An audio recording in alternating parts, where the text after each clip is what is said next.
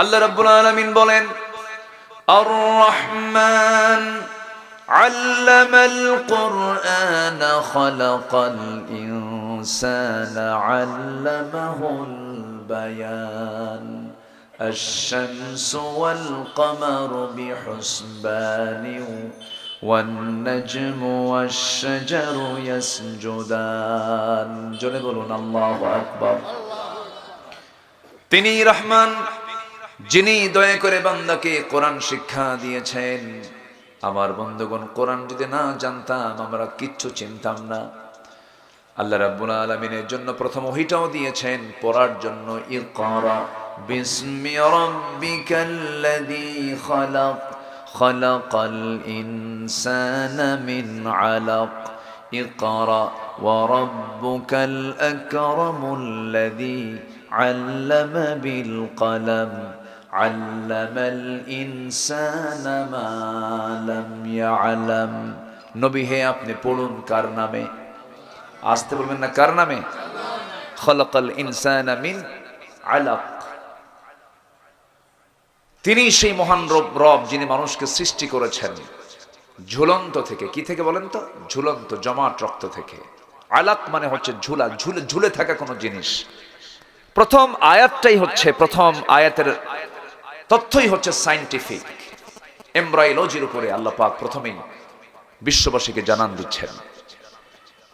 আলাক শব্দটা সম্পূর্ণ সায়েন্সের পরিভাষা। কোরআন এমন একটি কিতাব যার মধ্যে প্রায় 250 থেকে 300 আয়াত আছে শুধু বিজ্ঞানের উপরে। আল্লাহু আকবার বলে। আপনি কি নেবেন এর মধ্যে? সাহিত্যিক সাহিত্য নেবে, লেখক লেখা নেবে, গবেষক গবেষণা নেবে, আইনজীবী আইন নেবে, বিচারপতি বিচার নেবে, রাষ্ট্রনায়ক রাষ্ট্রের পদ্ধতি নেবে, এক কথায় ব্যবসায়ী ব্যবসা নেবে, অর্থনীতিবিদ অর্থনীতি নেবে, চিকিৎসক চিকিৎসা নেবে। আপনি কি চান? সব কিছুর উপস্থিতি কোরআনে আছে না নাই? আচ্ছা, আজকে আকাশে আমরা ক্লিয়ার দেখছি, সূর্য দেখা যাচ্ছে। গতকাল কি ছিল সূর্য? কেন ছিল না? কি ছিল আকাশে? মেঘ ছিল, কুয়াশা, ঠিক আছে, মূলত মেঘ ছিল। কিছু কিছু জায়গায়, দেশের বিভিন্ন জায়গায় বৃষ্টি হয়েছে। এই মেঘটা আকাশে যিনি সৃষ্টি করেন তিনি কে? আসতে বলবেন না, তিনি কে? এই যে সামনে একটা পুষ্করণী আছে, এই পুষ্করণীতে পানি থাকলে, জি আমাকে দেয়, সমস্যা নেই। পুষ্করণীতে যদি বৃষ্টি না আসে, দিন দিন পানি কমে না বাড়ে? পানি যায় কই? বলেন, কোথায় যায়? ওই যে মেঘে যায়। তাহলে পুকুরের পানি কমে যায়। আমার আপনার বাড়ির সামনে পিছনের যে জলাশয়গুলো আছে, ময়লা পানি, এই পানিগুলো দিন দিন বৃষ্টি না হলে কমে না বাড়ে? কমে যায়। 1 ইঞ্চি 2 ইঞ্চি 3 ইঞ্চি করে কমে যায়। এই পানিগুলো আল্লাহ পাক পরিমাণ মতো করে বাষ্প আকারে আকাশে তোলেন। এই যে আকাশের মেঘ, এই মেঘটা নিয়ে শতাব্দীর পর শতাব্দী বিজ্ঞানীরা, মানুষ চেষ্টা করেছে অনেক তথ্য বের করার জন্য, পারে নাই। 19-20 শতকের সময়ে এসে রহস্যপূর্ণ কিছু তথ্য বিজ্ঞান আবিষ্কার করতে পেরেছে। এই সায়েন্সটা হচ্ছে মেটিওরোলজিক্যাল সায়েন্স। মেটিওরোলজিক্যাল সায়েন্স অর্থাৎ আবহাওয়া বিজ্ঞান। আবহাওয়ার উপরে বিজ্ঞান যে তথ্য দিয়েছে হালে এসে, কোরআন যে বক্তব্য দিয়েছে 1500 বছর আগে হুবহু মিলে যায়। জোরে বলি সুবহানাল্লাহ। হুবহু মিলে যায়। বিজ্ঞান বলতেছে যে বৃষ্টির জন্য প্রথমে হলো বায়ুর প্রবাহ। বৃষ্টির জন্য প্রথমে কিসের প্রবাহ? বায়ু। বায়ুর প্রবাহ, এরপর মেঘের স্তূপীকরণ। মেঘগুলোকে আল্লাহ পাক এক জায়গায় জমা করেন এবং সেই ঘনীভবন থেকেই বৃষ্টির মূল রহস্য উন্মোচিত হয়। বিস্ময়কর ব্যাপার, এই তথ্য আল্লাহ তাআলা আজ থেকে আরো 1500 বছর আগে সূরা রুমের ভিতরে আল্লাহ রাব্বুল আলামিন তা জানায় দিয়েছেন। জোরে বলি সুবহানাল্লাহ। আল্লাহ রাব্বুল আলামিন বলেন, আল্লাহুল্লাযী ইউরসিলুর রিয়াহা ফাতুসিরু সাহাবান ফায়াবসুতুহু ফিস সামাই কাইফা ইয়াশা ويجعله كسفا فترى الودق يخرج من خلاله فإذا أصاب به من يشاء من عباده إذا هم يستبشرون জোরে বলুন আল্লাহু আকবার। তিনি সেই মহান প্রভু যিনি বায়ু প্রেরণ করেন, বায়ু প্রেরণ করার পর তা থেকে মেঘমালাকে সঞ্চারিত করে, অতঃপর তিনি মেঘমালাকে যেভাবে ইচ্ছা সেইভাবে আকাশে ছড়িয়ে দেন, তাকে স্তরে স্তরে রেখে দেন। ওয়াজআলুহু কিসাফান ফাতারাল ওয়াদাক, স্তরে স্তরে তা ছড়িয়ে দেন, রেখে দেন। এই যে প্রথমে যে বায়ুর প্রবাহ, এই তথ্যটা বিজ্ঞান আজকে সে প্রমাণ করেছে না কোরআন থেকে ধার নিয়েছে? কোরআন থেকে ধার নিয়েছে। সূরা রুমের বাড়িতে মিলাই নেবেন 48 নম্বর আয়াত। কেমনে সম্ভব পৃথিবীর কোন মানুষের পক্ষে এই তথ্য দেওয়া সেই 1500 বছর আগে? কেমনে? অসম্ভব ব্যাপার। আবার এই যে পুষ্করের পানি, সমুদ্রের পানি, পৃথিবীতে সমস্ত পানির উৎস মূলত কোথায়? সমুদ্র। উৎস কোথায়? সমুদ্র। সব পানি গিয়ে সব জমা হয় কোথায়? সমুদ্রে। এই যে আমার দেশের ওই তেতুলিয়া থেকে, পঞ্চগড়ের হিমালয় থেকে পানিগুলো গড়ে গড়ে গড়ে গড়ে নদী নালা জল খাল বিল এগুলো সব ভরে ভরে সব কিছু গিয়ে জমা হয় কোথায়? বঙ্গোপসাগরে গিয়ে জমা হয়। আল্লাহ তাআলা সাগরের পানিগুলোকে লবণ করেছেন। কি করেছেন? লবণ। কেন লবণ করলেন? গোটা দুনিয়ার সমস্ত পানিগুলো গিয়ে এই নদী নালা খাল বিল থেকে এই মানে ময়লা আবর্জনা গুলো গিয়ে জমা হবে হলো সমুদ্রে। এই সমুদ্রের পানিতে যদি এই সমস্ত পচা আবর্জনা গুলো গিয়ে যদি জমা হয়ে থাকে, আবহাওয়া নষ্ট হয়ে যাবে, বাতাস নষ্ট হয়ে যাবে, দুর্গন্ধ দুনিয়া বসবাসের অযোগ্য হয়ে পড়বে। আল্লাহ তাআলা সেই জন্য কে সমস্ত ময়লা আবর্জনা গুলো যেখানে যে জমা হবে সেখানকার পানিকে লবণ করে দিয়ে সমস্ত আবর্জনা ময়লা দুর্গন্ধ গুলোকে সব হজম করে দিয়েছেন লবণের মধ্য দিয়া। জোরে বলি সুবহানাল্লাহ। কিন্তু ওই সমুদ্র থেকে যে পানিটা তোলা হয় বাষ্পীয় আকারে, লবণ না মিঠা? বলেন কি দিয়ে করা হলো এটা? কেমনে উঠলো? ফিল্টার মেশিন কোথায়? চোখে দেখা যায়? আজ থেকে চোখে দেখা যায়? আল্লাহু আকবার। জোরে বলি আল্লাহু আকবার। ফিল্টারিং করেছেন আল্লাহ রাব্বুল আলামিন। লবণটাকে বাছাই করে দিয়া সমস্ত ময়লা আবর্জনা গুলো এই যে এখানকার পুষ্করের পানিটা তুলে নিয়া আল্লাহ রাব্বুল আলামিন আকাশে তুললেন, কিন্তু চুল পরিমাণ জাররা পরিমাণ কোন জার ওই বৃষ্টির পানিতে নাই। জোরে বলে সুবহানাল্লাহ। আল্লাহ রাব্বুল আলামিন বলেন, লাউ নাশাউ জাআলনাহু উজাজান ফালাউলা তাশকুরুন। জোরে বলুন আল্লাহু আকবার। আল্লাহ বলছেন, বান্দারা আমি যদি পানিগুলো লবণ করে তুলতাম তোমরা শুকর আদায় করতে পারতে না, কষ্ট হয়ে যেত। সমুদ্রের পানিগুলো যদি লবণ করে যদি আল্লাহ পাক উপরে উত্থিত করতেন, এই যে আমাদের সবুজ গাছ গাছালি গুলো আছে এগুলোকে সবুজ হতো না, সব ধুলা সব ফাঁকা হয়ে যেত, সব ফাঁকা হয়ে যেত। লবণে কোনো কিছু হয়? হয় কোনো কিছু লবণে হয়? বরঞ্চ গাছের গোড়ায় যদি লবণ দেন সেই গাছ টিকবে? টিকবে না, মরে যাবে। আল্লাহ রাব্বুল আলামিন বলছেন, বান্দারে এই পানি যে আমি উঠাই আকাশে, সেই পানিটাও আমি ডিসপ্লানে তুলি না।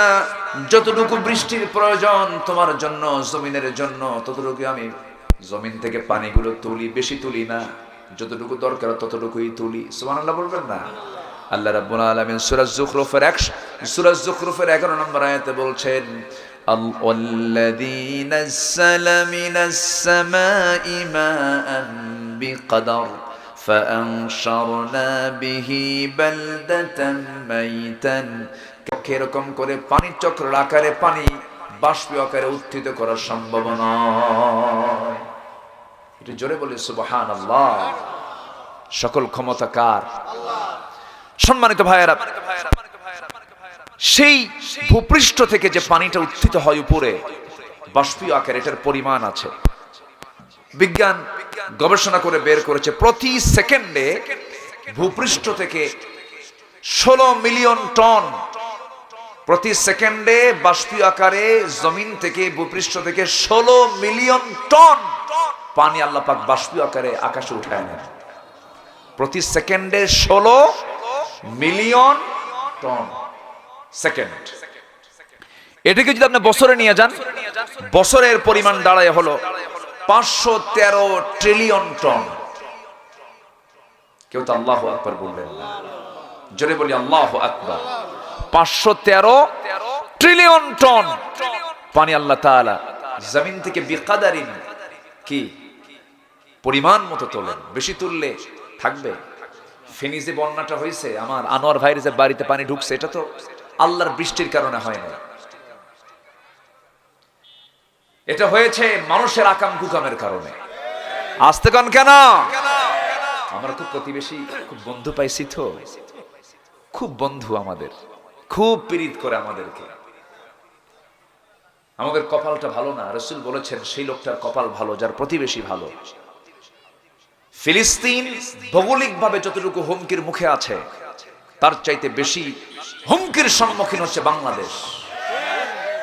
এই জন্য বাতিল শক্তিকে মোকাবেলা করার জন্য কারো প্রতি নির্ভরশীল আমরা হব না। আমাদের নির্ভরতার জায়গা হলো কে?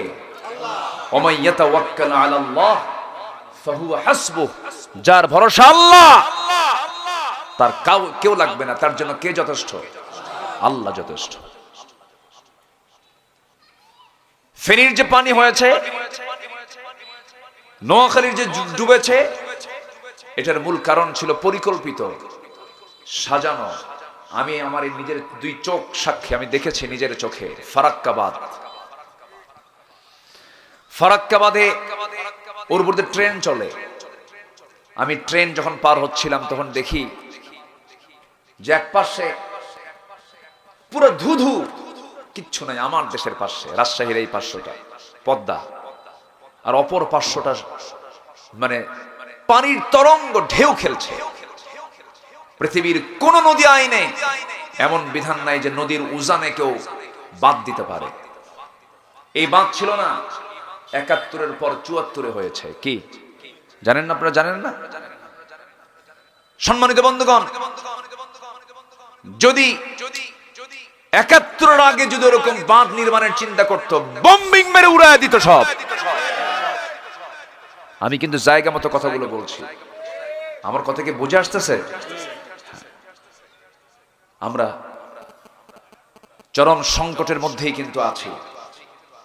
আমার সন্তানরা, যুবকরা রক্ত দিয়েছে, মুগ্ধরা, আবু সাইদরা, ওয়াসিমরা জীবন দিয়েছে। একটা ফলাফল আমরা পেয়েছি। এই ফলাফল যেন ম্লান না হয়ে যায়, এই ফলাফল যেন না হেরে যায়। আমি আবু সাইদের বাড়িতে গিয়েছিলাম। তার মাকে বললাম, খালাম্মা আমি আপনাকে দেখতে আসছি। তো উনি কেঁদে ফেলে বলতেছে, বাবা দেখতে তো আসছেন ভালো কথা, কিন্তু আমার ছেলেকে তো কেউ সাথে নিয়ে আসে না।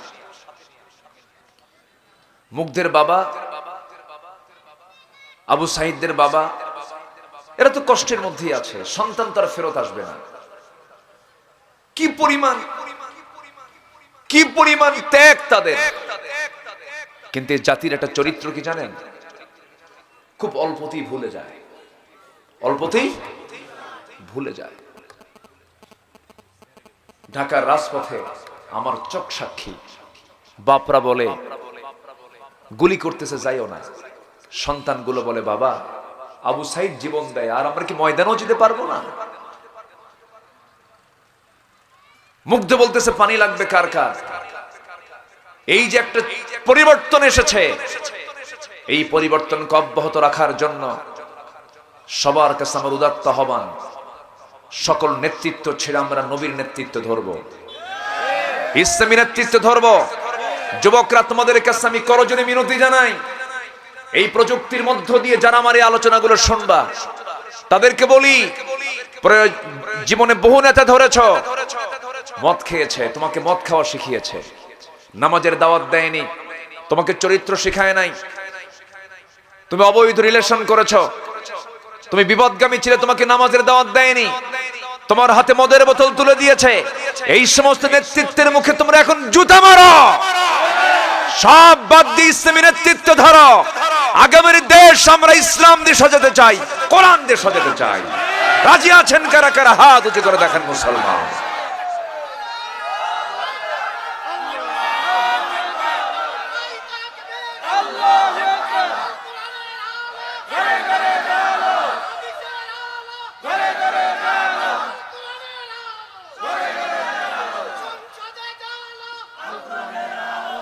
আল্লাহ কবুল করুন, জোরে বলি আমিন, আরো জোরে আমিন। সম্মানিত ভাইয়েরা, সম্মানিত বন্ধুগণ, তাহলে এই জমিনে পানি নাজিল করেন তিনি কে? পরিমাণ ছাড়া না পরিমাণ মতো? পরিমাণ মতো। আল্লাহু আকবার। এখন যদি এটা কম হতো, বৃষ্টি কম বেশি যদি হতো, আল্লাহ পাক যদি কম নাজিল করতেন, তাহলে কি হতো? গ্রাউন্ড ওয়াটার লেভেল, মানে এই ওয়াটার সাইকেল যেটা, এটা যদি পানি চক্র যদি ঠিক মতো না কাজ করত, তাহলে গ্রাউন্ড ওয়াটার লেভেল ক্রমশ নিচের দিকে নেমে যেত, পানিটার স্তর থাকতো না। আচ্ছা, এরপরে কি হতো? Sustainable water pump, water management, যেটা সাস্টেইনেবল ওয়াটার ম্যানেজমেন্ট, এটা হুমকির মুখে পড়ে যেত। ভূগর্ভস্থ পানির স্তর কমে গেলে তো এগ্রিকালচারাল যে প্রোডাক্টিভিটি, আরবান ওয়াটার সাপ্লাই ব্যাপক সংকটে পড়ে যেত। অর্থাৎ পুরো ইকোলজিক্যাল সিস্টেমের ভারসাম্য নষ্ট হয়ে প্রাণের অস্তিত্ব ধ্বংসের মুখে পড়ে যেত। আল্লাহ তাআলা তারা পৃথিবী শাসন করার জন্য, পৃথিবীকে ব্যালেন্স রাখার জন্য যেখানে যা দরকার তাই সুন্দর করে তা বাস্তবায়ন করেছেন। জোরে বলি সুবহানাল্লাহ। আকাশের সূর্য 1 ইঞ্চি দূরে যদি থাকতো, ঠান্ডায় মরে যেত মানুষ। আবার 1 ইঞ্চি যদি কাছে আসতো, জ্বলে পড়ে সারখার হয়ে যেত। যেখানে যা সেট করা দরকার তাই রেখেছেন। জোরে বলি সুবহানাল্লাহ।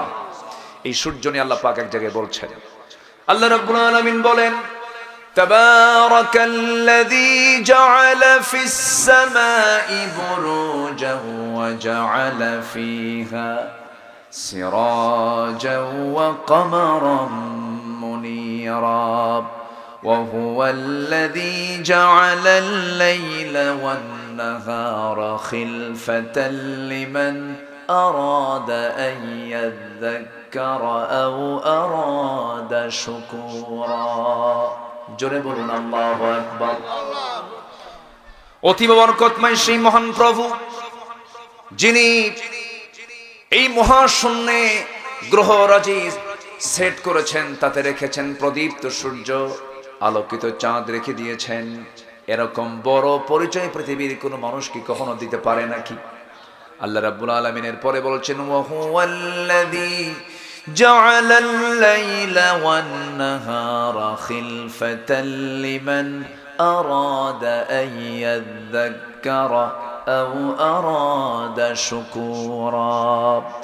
তিনি সেই মহান প্রভু, যিনি রাতকে দিনের খিলফা করেছেন, দিনকে রাতের খিলফা করেছেন, স্থলাভিষিক্ত করে দিয়েছেন।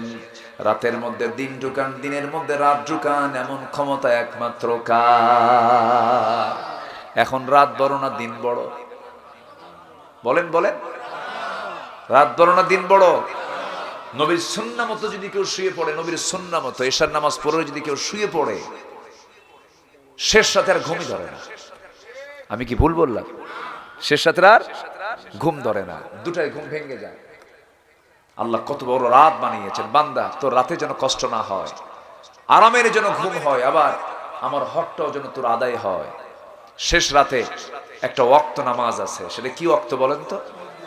বলেন তাহলে, এখন বলুন নামাজ কয় ওয়াক্ত? আমি তো একটা বলেই দিলাম, বলেন নামাজ এখন কয় ওয়াক্ত? তাহলে শেষ রাত্রে একটা ওয়াক্ত আছে, সে ওয়াক্তের নাম কি? ওয়ামিনাল লাইলি ফাতাহাজ্জাদ বিহি নাফিলাতাল লাক। ওটা হচ্ছে কিসের ওয়াক্ত? নফল নামাজের। কিসের নামাজের বলেন? বাকি 5 ওয়াক্ত কি নামাজ? ফরজ। আর 1 ওয়াক্ত নফল। নফল হলেও পরীক্ষার্থী যারা পরীক্ষা দেয়, একটা সাবজেক্ট আছে অপশনাল, আছে না? অপশনাল। যদি কোনো পরীক্ষায় যদি একটু ফরজ পরীক্ষা, যেটা আবশ্যিক পরীক্ষা, যদি কোথাও যদি একটু কম বেশি হয়, একটু ঘাটতি হয়েছে কোথাও, তখন এটা কাভার করে কি দিয়া? অপশনাল দিয়ে, অতিরিক্ত সাবজেক্ট দিয়ে। তো আমার আপনার ফরজ চালাতে গিয়ে যদি হঠাৎ করে যদি কোথাও কোনো ঝামেলা হয়, একটু ঝামেলা লেগে গেছে, তখন এটা ঠেলে পার করে দেবে কোন নামাজ? তাহাজ্জুদ। বলেন কি নামাজ? বলেন তাহাজ্জুদ। তার নামাজ তাহলে কয় ওয়াক্ত? হ্যাঁ, 6 ওয়াক্ত। যার তাহাজ্জুদ মিস হবে না তার ফজর নামাজও মিস হবে না। যার তাহাজ্জুদ মিস হবে না তার কোনো নামাজই মিস হবে না। নফল ফরজকে মজবুত করে দেয়, নফল ফরজকে মজবুত করে দেয়। আমার বন্ধুগণ, যখন কোনো বান্দা শেষ সাথে নামাজের জন্য দাঁড়িয়ে যায়, আল্লাহ রাব্বুল আলামিন তিনি নিজে বলেন, আমি আল্লাহ রাব্বুল আলামিন শেষ রাতের দিকে আমি দুনিয়ার আকাশে চলে আসি। দুনিয়ার আকাশে চলে আসি বলি, আলা মিন মুস্তাগফিরিন ফাগফির লাহ, কোন ক্ষমা প্রার্থী আছো আমার কাছে ক্ষমা চাবে, আমি তাকে ক্ষমা করে দেব।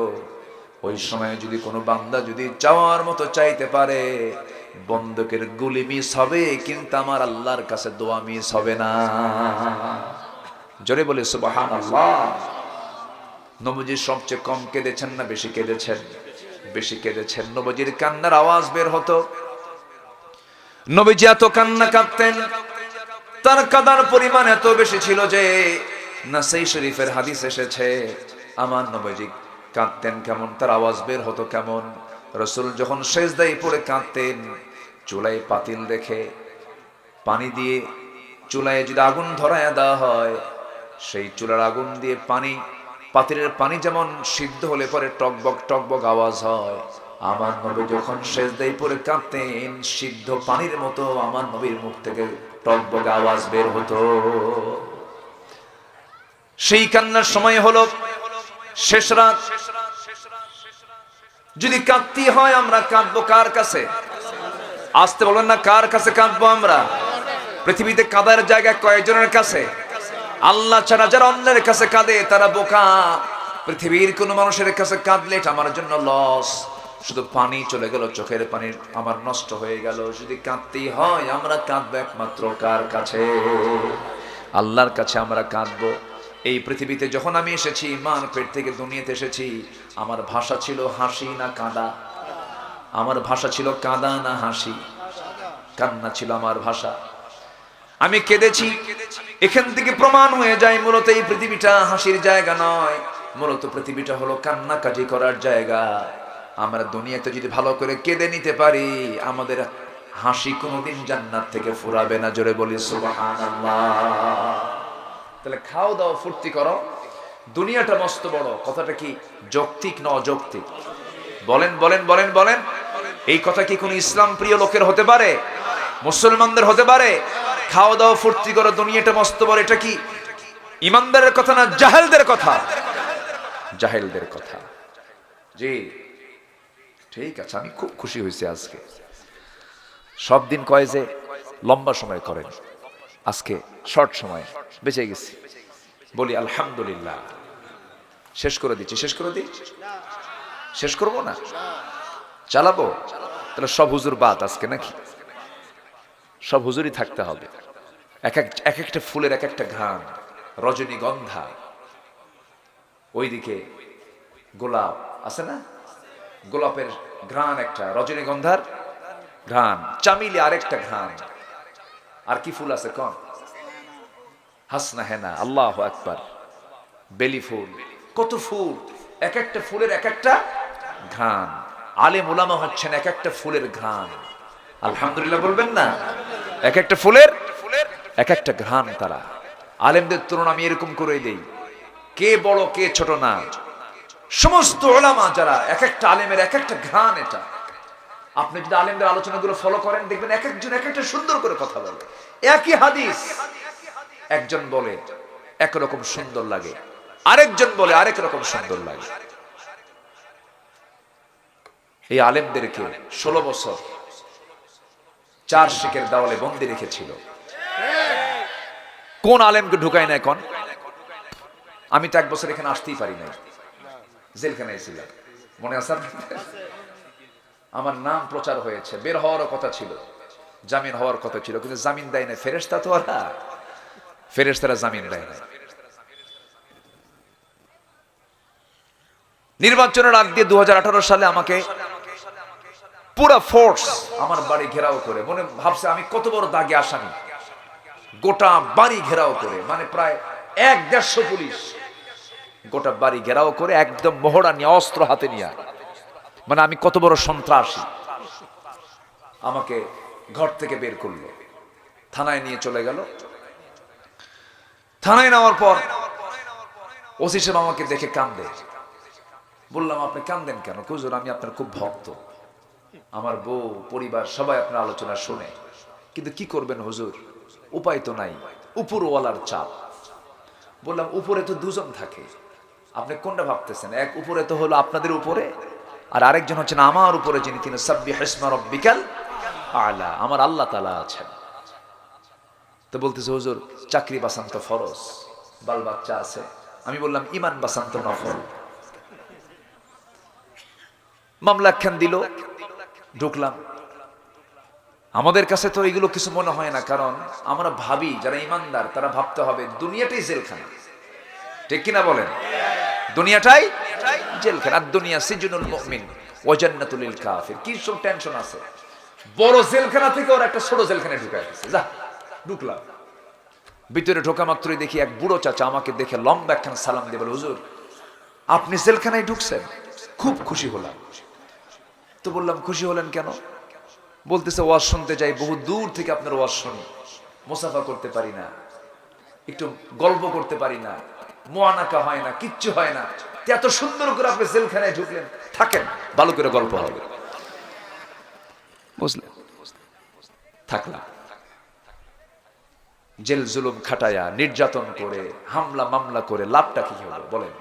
শেষ পর্যন্ত হেলিকপ্টার নিয়ে, হ্যাঁ হেলিকপ্টার নিয়ে ওয়েট করতেছে দরবেশ কখন আসবে। দরবেশ তো নাই। দরবেশ আছে? দরবেশ নাই। দরবেশ দাড়ি কাইটা মোড়ক চেঞ্জ করছে। কি চেঞ্জ করছে? মোড়ক চেঞ্জ। তারা চেনাই যায় না, দাড়ি কাটছে তো, মাথার চুলটা কালো বানাইছে, আর পাঞ্জাবি খুইলা গেঞ্জি পরছে, পাজামা খুইলা লুঙ্গি বানাইছে, একদম পুরো মুড়িওয়ালা, নয় তরকারি বিক্রেতা। শেষ পর্যন্ত ধরা খেলই। আইনমন্ত্রীকে সাথে নিয়ে নৌকায় চড়ছে, এমন নৌকায় চড়ছে নৌকার ভেড়ে না। কোস্টগার্ড গিয়ে বলতেছে, আইনমন্ত্রী বলতেছে, স্যার আমি আপনাকে চিনছি, চলেন থানায় চলেন। আমি কি একা আসছি নাকি এই জায়গায়? আমি তো জামাতের সাথে আসছি। কিসের সাথে আসছি? জামাতের সাথে। কে? ওই যে বসে আছে। কে? মাথার চুল কালো, পরনে লুঙ্গি গেঞ্জি, লোকটা কে? ভালো করে দেখো, ওটাই দরবেশ। ওরা চেয়েছিল আলেমদেরকে উলঙ্গ করতে, আলেমদেরকে উলঙ্গ করতে গিয়ে তারাই উলঙ্গ হয়ে গেছে, ঠিক কিনা? তারাই উলঙ্গ হয়ে গেছে। আল্লাহ তুমি ওই অপশক্তি যারা দিনকে ধ্বংস করার জন্য মাস্টার প্ল্যান তৈরি করেছিল, সে অপশক্তির সমর্থক যারা আছেন, আমার আওয়াজ যারা শুনছেন, আমি তাদেরকে বলবো এমন নেতৃত্ব ধইরেন না যে নেতা আপনারা থুইয়া পালায়া চলে যায়। আমার নবীজি কোন যুদ্ধের ময়দান থেকে পালাইছেন? পালাইছেন? বরং আমার নবীজি বলেছেন, আমার সাহাবীর গায়ে আঁচড় লাগার আগে আমার গায়ে আঁচড় লাগবে। নবীজি সবার সামনে সামনে কদমে কদমে চলেছেন। ওই নেতৃত্ব ছেড়ে দিতে হবে যে নেতৃত্বে ইসলাম নাই, কোরআন নাই। আল্লাহ পাক তুমি সবাইকে কবুল করো। জোরে বলে আমিন, আরো জোরে আমিন। সম্মানিত ভাইয়েরা, সম্মানিত বন্ধুগণ, এখন সেই নেতৃত্ব ধরতে গেলে নিজের কিছু যোগ্যতা থাকতে হবে। এক নম্বর হলো আমানতদারিতা রাখতে হবে। কি রাখতে হবে? আমানতদারিতা রাখতে হবে, সুবিচার থাকতে হবে। আল্লাহ রাব্বুল আলামিন মুমিনদের কিছু গুণ বিভিন্ন জায়গায় তুলে ধরেছেন। এক জায়গায় বলছেন, ওয়াল্লাযীনা হুম লিআমানাতিহিম ওয়া আহদিহিম রাউন ওয়াল্লাযীনা হুম আলা সালাওয়াতিহিম ইউহাফিযুন উলাইকা হুমুল ওয়ারিসুন الذين يرثون الفردوس هم فيها خالدون জোরে বলুন আল্লাহু আকবার। ওয়াদা ঠিক রাখতে হবে, আদালত কায়েম করতে হবে। আল্লাহ রাব্বুল আলামিন সুন্দর করে আরেক জায়গায় বলছেন, কোরআনে কারীমের সবচেয়ে ব্যাপক অর্থ বহন করে এমন একটা আয়াত, ইন্নাল্লাহা ইয়া'মুরু বিল আদলি ওয়াল ইহসান ওয়া ইতা'i যিল কুরবা ওয়া ইয়ানহা আনিল ফাহশাই ওয়াল মুনকারি ওয়াল বাগি ইয়া'iদুকুম লা'আল্লাকুম তাযাক্কারুন। জোরে বলুন আল্লাহু আকবার। আল্লাহ তোমাদেরকে অর্ডার করেছেন তিনটা কাজের। নাম্বার 1 হলো ইনসাফ, নাম্বার 2 হলো সদাচার, নাম্বার 3 হলো নিকটাত্মীয়দের হক আদায় করা। আদেশ করেছেন, নিষেধ করেছেন অশ্লীলতা, মন্দ কাজ এবং সীমা লঙ্ঘনকে নিষেধ করেছেন। আমার বন্ধুগণ, এই সমস্ত গুণগুলো আমাকে আপনাকে অর্জন করতে হবে। একটা আদর্শ রাষ্ট্র গঠন করার জন্য নাগরিক হতে হবে চরিত্রহীন না আদর্শবান। বলেন বলেন বলেন বলেন। আদর্শবান নাগরিক হলেই তো আদর্শ রাষ্ট্র তৈরি হওয়া সম্ভব। আর আদর্শ নাগরিক তৈরি করার জন্য কি দরকার? বলুন কি দরকার?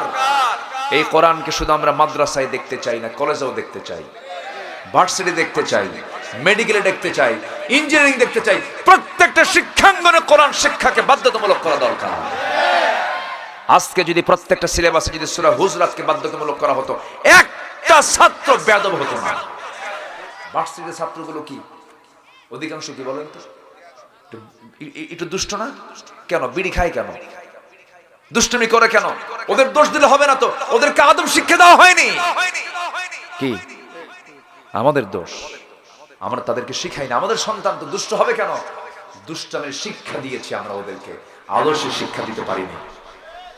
আল্লাহ পাক সবাইকে বোঝার তৌফিক দান করুন। সময় শেষ, আজান দেবে নাকি? শেষ করে দিলাম, দেরি আছে? তাহলে আইন আপনি পাশ করলেন। জি বলি আলহামদুলিল্লাহ, জোরে বলি আলহামদুলিল্লাহ। না, আজান হবে। আজান হলে পরে আবার আজান হলে সব কাজ বন্ধ হয়ে যায়। হাইয়া আলাস সালাহ, তাই না? সব কাজ বন্ধ হয়ে যায়। আমরা একটু অবসর নেব, আসর নামাজ পড়বো। আবার আসর পরে কে উঠবেন? ওরে বাপরে বাপ, পিসাব আসতেছেন। আলহামদুলিল্লাহ। মুশতাক ভাই তো আমার খুব প্রিয় মানুষ।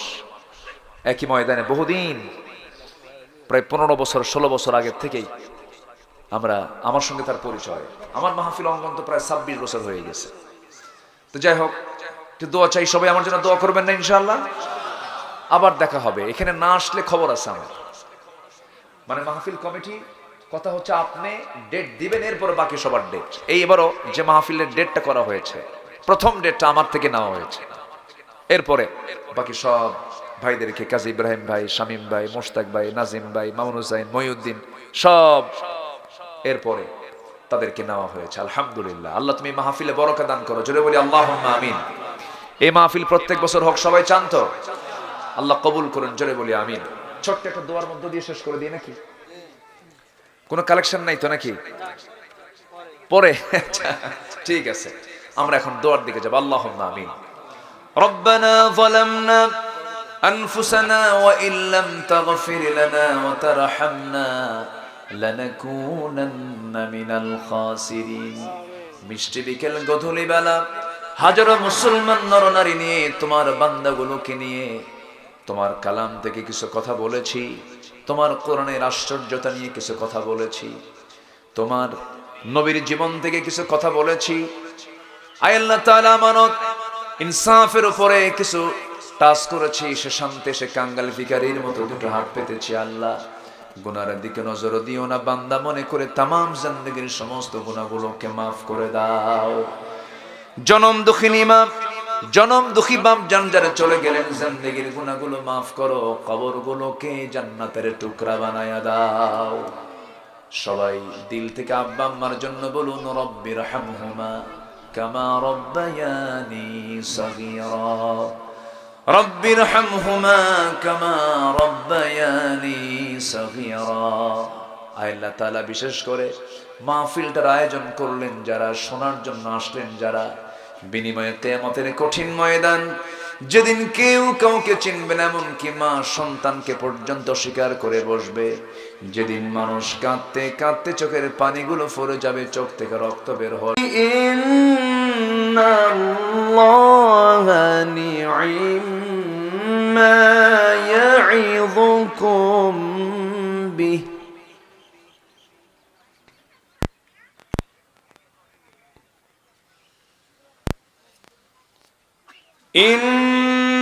ইন্নাল্লাহা নি'মা ইয়া'iযুকুম বিহি ইন্নাল্লাহা কানা সামিআন বাসীরা।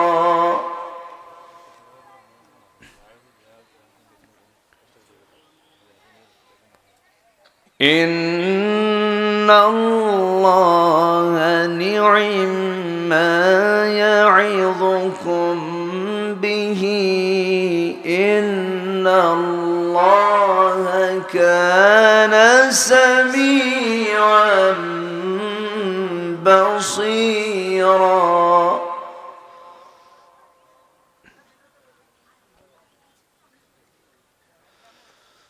আল্লাহু আকবার। বিসমিল্লাহির রহমানির রহিম।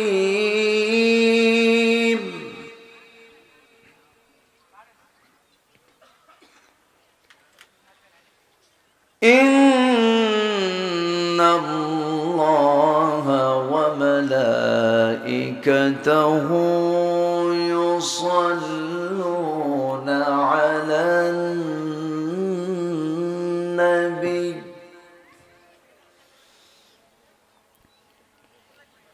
ইয়া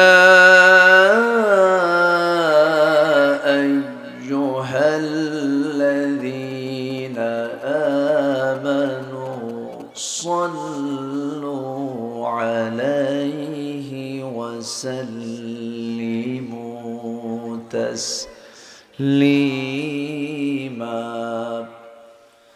اللهم صل على محمد وعلى آل محمد كما صليت على إبراهيم وعلى آل إبراهيم إنك حميد مجيد.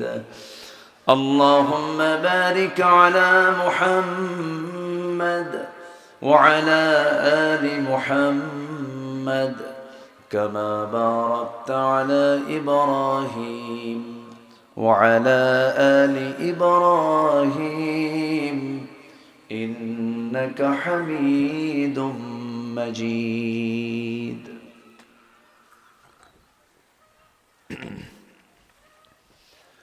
আমি কোরআনের সুর মাঝে শুনেছি যে নাম, আজানের সুর মাঝেও শুনেছি সে নাম।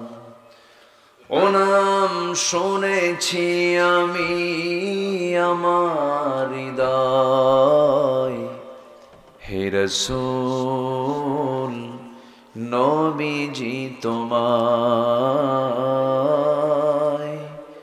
হে রাসূল নবীজি তোমায়। সবাই বলি সাল্লাল্লাহু আলাইহি ওয়াসাল্লাম।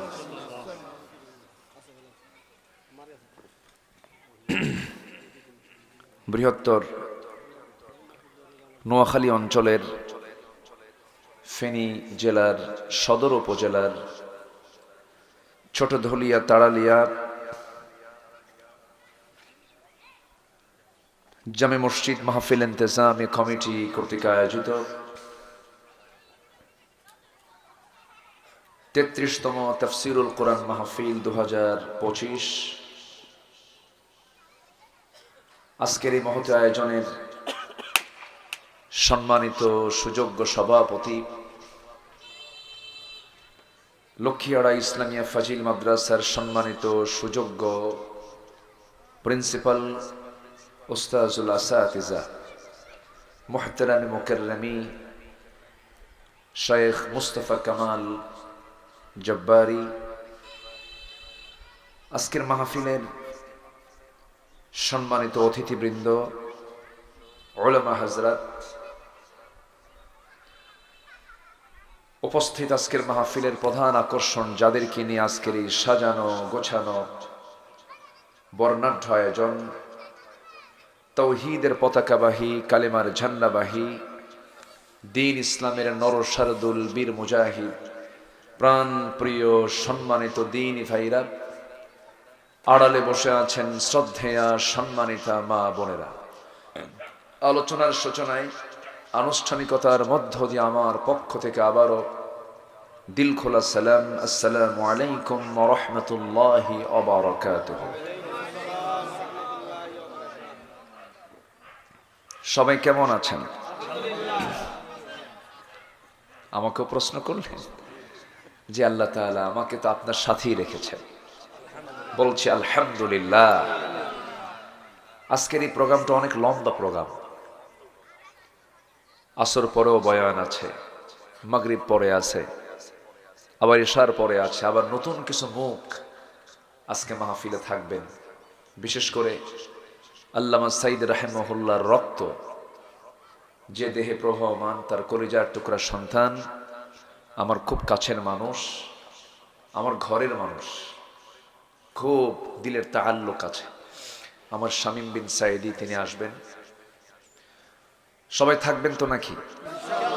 এজন্য শুরু তো, মূল প্রোগ্রাম তো মাগরিব এশা পড়ে আছে, এবং আরেকজন আমার দেশের হীরকখণ্ড, যিনি দীর্ঘদিন কারাবরণ করেছেন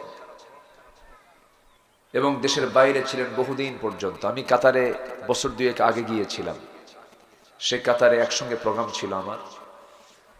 আমাদের সবারই নয়নের মণি, আজকের প্রোগ্রামের যিনি অন্যতম মেহমান, মুফতি কাজী ইব্রাহিম হাফিজাহুল্লাহ, তিনিও থাকবেন। আজকে সব দিক থেকেই মাহফিলটা একটা পরিপূর্ণ রূপ নিয়েছে, বলি আলহামদুলিল্লাহ। সবাই থাকবেন না ইনশাআল্লাহ? আসুন, আমি সোজা আলোচনার দিকে চলে যাচ্ছি। আজকে আপনাদেরকে প্রচুর মেধা খাটাতে হবে।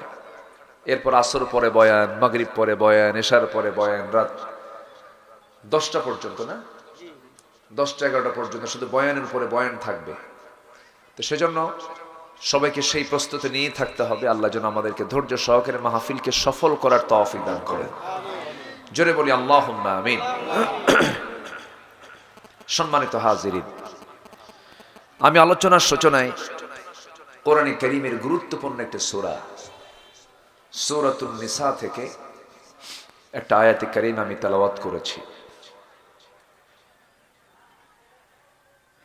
এই আয়াতটা আল্লাহ রাব্বুল আলামিন আমাকে আপনাকে দিয়েছেন আমানত রক্ষার জন্য আর সঠিক বিচার করার জন্য। এই দুটো জিনিস যদি আজকে আমার দেশে স্বাধীন হয়েছে, প্রথমে 47, এরপর স্বাধীন হয়েছে 71, ব্রিটিশ বিরোধী আন্দোলন চালিয়েছে বহুদিন পর্যন্ত, 200 বছর এই উপমহাদেশ জুলুম করে শাসন করেছে ব্রিটিশরা, এবং আমার সম্পদ, আপনার সম্পদগুলো নিয়েই তারা তাদের সভ্যতা, ইউরোপীয় সভ্যতা তারা গড়ে তুলেছে। তারা কিন্তু মূলত জাত হলো চোর। মূলত জাত কি? চোর। ওরা সভ্যতা গড়ে তুলেছে আমাদেরকে শোষণ করে নিয়ে। এরপর আন্দোলন হলো, সংগ্রাম হলো, স্বাধীনতার ডাক আসলো, কায়েদে আজম মোহাম্মদ আলী জিন্নাহ এবং শ্রী মহাত্মা গান্ধী, তাই না? আমরা তো ইতিহাস এটাই পড়েছি, আমরা দেখি নাই ইতিহাস যা পড়েছি। তাদের নেতৃত্বের মধ্য দিয়ে, টু নেশন থিওরির মধ্য দিয়ে প্রথমে 1947 সালে হিন্দুস্তান আর পাকিস্তান দুটো ভাগ হয়ে গেল। কেন? এর মধ্যে অন্যতম একটা কারণ ছিল হলো মুসলিম জাতি এবং হিন্দু জাতি কখনো এক হতে পারে। কি কথা কি ক্লিয়ার? তাহলে মুসলমানের সংস্কৃতির ভিতরে তাদের সংস্কৃতি মিল থাকবে না, ঢুকবে না। এটাও একটা কারণ ছিল, টু নেশন থিওরি। কিন্তু সেই 47 স্বাধীন হলো, তার 24 বছর পর 71 আসলো, তখনও স্বাধীন হলো। আজকে 2024 পার হয়ে 2025-এ পড়লো। তাদের তৈরি করার সভ্যতা সংস্কৃতিগুলো আমাদের মধ্যে এখনো আছে না নাই? বলেন আছে না নাই? আমরা কি স্বাধীন হতে পেরেছি? না। যারাই ক্ষমতায় ছিলেন আমানতও ঠিক রাখেন নাই, বিচারও ঠিক রাখেন নাই। কি? আমানতও ঠিক রাখেন নাই, বিচারও ঠিক রাখেন নাই। আল্লাহ তাআলা এই আয়াতের মধ্যে আমানত এবং বিচার, এই দুটো বিষয় আল্লাহ রাব্বুল আলামিন সূরা নিসার এই আয়াতে বলেছেন। আমি দুটো আয়াতকে সামনে রেখে কিছু কথা বলতে চাচ্ছি। দিনের বেলা তো সময় একটু অল্প, আমার তো আলোচনা একটু সময় বেশি লাগে, আমি একটু বেশি সময় নিয়ে কথা বলি। তো আজকে সেই সুযোগটা হয়তো আজকে হবে না। আমি অল্প সময়ে আমি বলার চেষ্টা করছি, সামারাইজ করে জোরে বলি ইনশাআল্লাহ। সম্মানিত হাজিরিন, আমরা এই মাহফিলও আমি এবার দিয়ে আমার 5 বার আসা হলো না? 5 বার আসা হলো, হ্যাঁ? 7 বার না 6 বার? 7 বার। আচ্ছা, তাহলে মানে এই মাহফিল আমাকে আসতেই হবে, এটা ফরজ আইন। এমন একটা অবস্থা, আমি যখন পারি, সন্ধ্যায় না পারি দুপুরে, দুপুরে না পারি সকালে, মানে আমার এখানে একটা উপস্থিতি লাগবেই।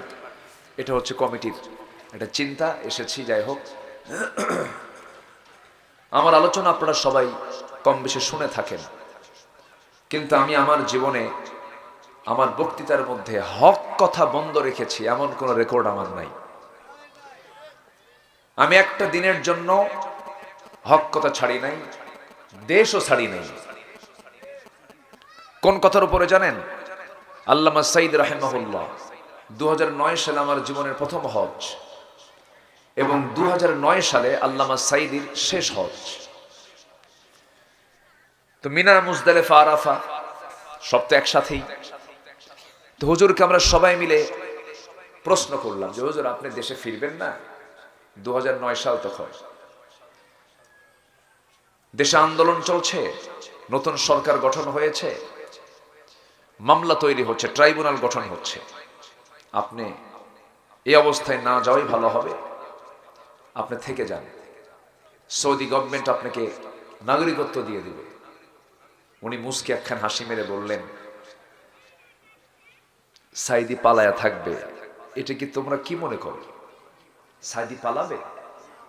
সাইদি তো কোনো চুরি করেনি যে সাইদি পালাবে। বিশ্বনবী তো এমন শিক্ষা আমাকে দেননি। আমি আমার দেশের বুকে বুক উঁচু করে ফিরে যাব, প্রয়োজনে জেল খাটবো, মামলা হবে, ফাঁসির মঞ্চে ঝুলবো, পালায়া বেড়াবো না। ফিরেন নাই? ফিরছেন কিনা? ফিরেছেন। কোথায় ছিলেন? ফিরে এসেই কারাগারে। আমি সাক্ষী। জেল খাটলেন, কারাবরণ করলেন, 13টা বছর অন্ধকার প্রকোষ্ঠে থাকলেন, এবং দেশের স্বাধীনতার ইতিহাসে সবচেয়ে কঠিন রিমান্ডে নেওয়া হয়েছে আল্লামা সাইদিকে। একটানা চেয়ারের উপরে 4-5 দিন বসে রেখেছে, ঘুম পাড়তে দেয়নি। হিন্দু অফিসার কর্তৃক থাপ্পড় মারা হয়েছে তার গালে। এই সমস্ত দৃশ্যগুলো দেখতে নিয়ে সহ্য করতে না পেরে কলিজার টুকরা তার বড় সন্তান মরহুম মকবুর রফিক বিন সাইদি রাহিমাহুল্লাহ, বাবার আগে সন্তান দুনিয়া থেকে বিদায়। সম্মানিত বন্ধুগণ, সম্মানিত ভাইয়েরা, উনি ফিরেছেন নির্যাতন সহ্য করে। শেষ পর্যন্ত তাকে হিন্দুস্তানের প্রেসক্রিপশনে পয়জনিং করে তাকে হত্যা করা হয়েছে। আমরা তাফসীর মাহফিলের এই প্ল্যাটফর্ম থেকে জানাতে চাই, অবিলম্বে এই খুনি হত্যাকারীদের চূড়ান্ত শাস্তি নিশ্চিত করা হোক। রাজি আছেন তো সবাই? একটু হাত উঁচু করে আল্লাহকে সাক্ষী রেখে দেখায় দেন। আল্লাহ তুমি কবুল করো, আল্লাহ তুমি কবুল করো। জোরে বলি আমিন, আরো জোরে আমিন। হাত নামান। সম্মানিত ভাইয়েরা, আমি উদ্বোধন করে দিয়ে যাচ্ছি। লোকজন আশা করি আসর, মাগরিব, এশা, রাত 9টায় এখানে জায়গা হবে না, টুইটম্বর অবস্থা হয়ে যাবে ইনশাআল্লাহ। বলি ইনশাআল্লাহ। দিনের বেলা তো আর শহর তলিত, মানুষ তো বিভিন্ন কর্মে কাজে সব অফিসে ব্যস্ত আছে। আজকে অফিস ডে, ওপেন, রবিবার না আজকে, আজকে ওপেন ডে, মানুষ প্রচুর ব্যস্ত এখন। যাক, এই সময় যারা এসেছেন আমি মনে করি এক একজন বীর মুজাহিদের ভূমিকা পালন করেছেন, বলি আলহামদুলিল্লাহ। সম্মানিত ভাইয়েরা, এই আয়াতের মধ্যে আল্লাহ পাক দুটা বিষয়, একটা হচ্ছে আমানাহ আর একটা হচ্ছে আদালত। একটা আদালত আর একটা আমানত। আমানত ঠিক রাখো, আদালত ঠিক রাখো, সব ঠিক থেকে যাবে। আল্লাহু আকবার বলেন। এবং আল্লাহ তাআলা এই দুটো হুকুম দিয়ে বলছেন, আল্লাহ তোমাদের কতই না সুন্দর উপদেশ দিচ্ছেন। সব যত উপদেশ আছে এর মধ্যে সবচেয়ে সুন্দর উপদেশ হলো এই দুইটা। আল্লাহ পাক বলছেন ইন্নাল্লাহা নি'ম্মা ইয়া'iদুকুম বিহি। আল্লাহ কতই না সুন্দর তোমাদেরকে উপদেশ দিচ্ছেন। আমানত কি এখন ঠিক আছে? আসতে বলে, আমানত ঠিক আছে? স্ত্রীর কাছে স্বামী একটা আমানত, স্বামীর কাছে স্ত্রী একটা আমানত, এটাও কিন্তু আমানত। কিছু স্বামী আছে বইয়ের আমানত বোঝে না, বউটাকে জাতীয় সম্পদ বানায় দিয়ে রাস্তায় ঘুরে ফিরে বেড়ায়। আছে না নাই? বউটা কি জাতীয় সম্পদ? হ্যাঁ, কার সম্পদ? ব্যক্তিগত না, এটা কি পার্সোনাল না পাবলিক?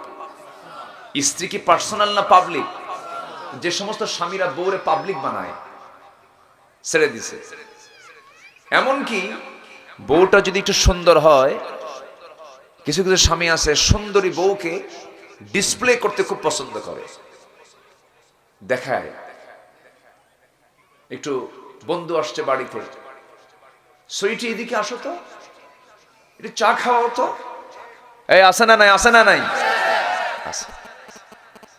আবার এরকমও করে, হুন্ডাই তোলে। কিছু তুলে বলেন তো? হোন্ডাই উঠায়। এখনকার হোন্ডার তো আওয়াজ তো আগের মতো না। আগে হোন্ডা কোম্পানির যে আওয়াজ, ফটফট ফটফট করে আওয়াজ হতো, টের পাওয়া যেত যে একটা হোন্ডা যাচ্ছে। এখন তো হোন্ডার আওয়াজ কম। লেটেস্ট ভার্সন R15, যার প্যাসেঞ্জার সিট হলো 3 তলা আর ড্রাইভিং সিট হলো আন্ডারগ্রাউন্ড। ড্রাইভার দেখাই যায়। তো 3 তলা সিটের উপরে বউকে উঠায় দেয়। বউকে উঠায় দিয়া স্বামী এখন চললো, দেখে যে হুন্ডার আওয়াজ তো নাই, বউটাকে দেখবে কেমনে মানুষ, তাকাতে হবে তো। যেদিক দিয়ে ধোঁয়া বের হয়, ওই পাইপ সিলিন্ডারে যেটা, সেটা আউট করে। হ্যাঁ, মেকারকে বলে এটা আউট কর। এরপর হুন্ডা, তার হুন্ডা এখন হয়ে গেছে হেলিকপ্টার। কি আওয়াজ হয়েছে? হেলিকপ্টার। দিল একখান টান, একেবারে মহিপাল থেকে চলে গেল একদম 14 গ্রাম পর্যন্ত। আর মহিপাল থেকে শুরু করে দাগুন ভুঁইয়া একদম চৌমোহনী পর্যন্ত এক টান দিয়ে জাতিকে দেখায় দিল, দেখো আমার বউটা দেখতে কেমন। নাউজুবিল্লাহ বলবেন না? সন্ধ্যার আগ দিয়ে নদীর তীরে গিয়ে ছবি একখান তুলে একদম 16 Pro Max আইফোন দিয়া উলঙ্গ ছবি ফেসবুকে দিয়া লিখে দিল, প্রিয় বন্ধুরা আসুন আমার বউটাকে সবাই মিলে জামাতের সাথে দেখি। জোরে কোন নাউজুবিল্লাহ, জোরে বলি নাউজুবিল্লাহ। এগুলো কি আমানত? এগুলো কি আমানত রক্ষা? এই তো ব্যক্তিগত জীবনের কথা বললাম, আরো বহু আছে। দেখি একটা একটা করে আস্তে আস্তে বলবো। জোরে বলি ইনশাআল্লাহ।